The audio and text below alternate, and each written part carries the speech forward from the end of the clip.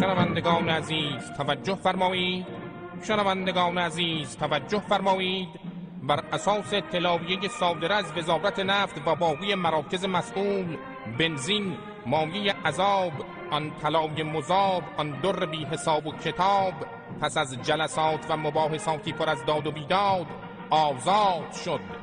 آنقدر در صفهای پمپ بنزین انتظار کشیدید، آنقدر کارت سوخت همدیگر را کف زدید، آنقدر به کارگران پمپ بنزین شتیل دادید، آنقدر به باجناقتان به خاطر بنزین سهمیه کارتتان پز دادید تا بالاخره بنزین آزاد شد.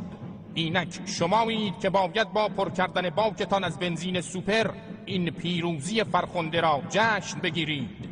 مبارکتان باد این پیروزی و این آزاد سازی حماسگون بر شما مستدام باد. از صلابت ملت و مرکش و سپاه ما جاودانه شد از فروغ ظفر پگاه ما. صبح آرزو دمیده از کرانه ها، نافه های زندگی زده جوانه ها. این پیروزی